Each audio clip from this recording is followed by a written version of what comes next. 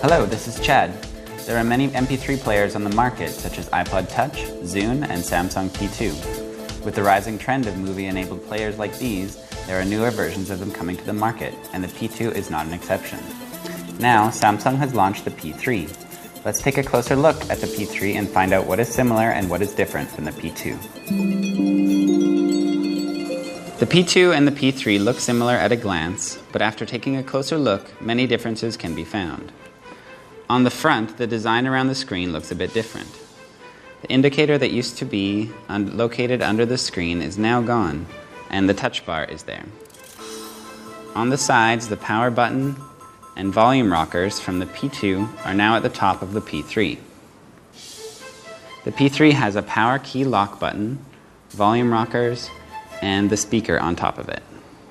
The speaker is mono with 0.8 watt output, which sounds good enough for watching a movie indoors. A 24-pin port, audio jack, and reset hole that doubles as a microphone are located under the device. Turning both devices on, the new interface of the P3 greets the user. The 16 million color display is one of the reasons why the P3 looks far more brilliant than the P2. The P3 has tempered glass over the display, preventing scratches on the screen. I guess it would need less care than the P2. The P2 has 3 UIs, including Matrix, MySkin, and Cosmos.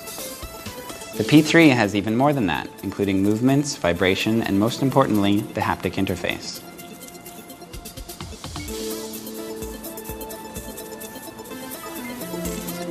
Menu buttons can be placed where users want them to be, and the top screen can be decorated with the widgets.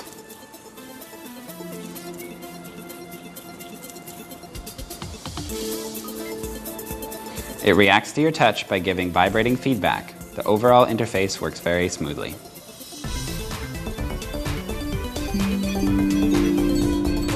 The P3 has no play button, while the P2 does. Then how do we get it to play the music? The answer is the slide bar under the device. This little bar can always call the music player button to the screen. The power button from the P2 also worked as a play button, but that of the P3 now has a key lock function with it instead.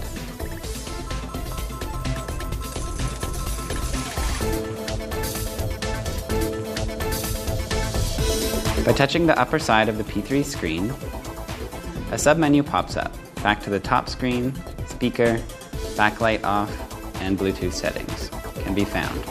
Useful features can be directly accessed. The album art screen looks even cooler than that of the P2.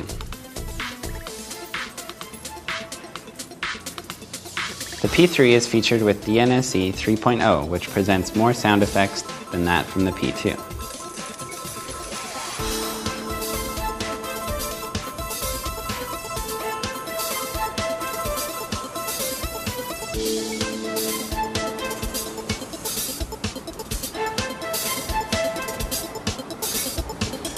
Audio upscaler, which recovers sounds lost from compression progress, has been added.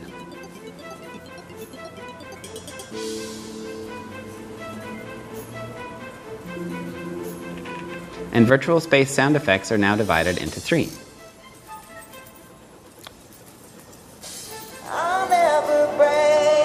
Also, a new feature called VPS makes it possible to fix the tone of the sound even when playback speed is adjusted.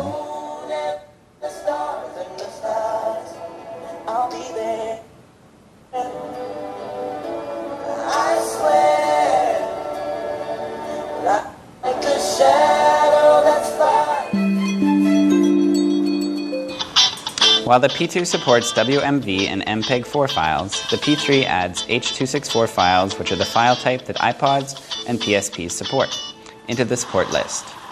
The screen is far brighter than that of the P2, making some movie clips look much more vivid.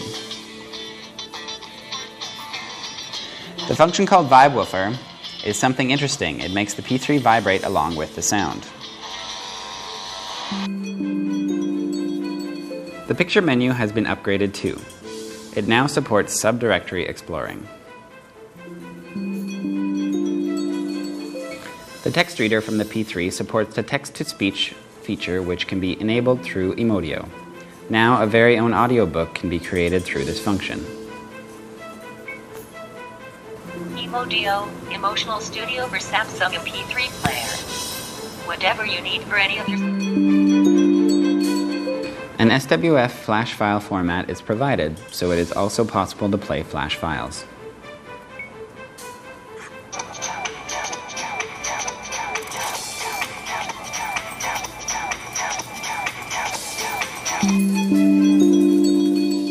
The P3 supports Bluetooth 2.1 plus EDR. It is more energy efficient than the Bluetooth 2.0, which the P2 supported, guaranteeing longer battery life. I found through this comparison review that the P3 is not an upgrade from the P2 at all.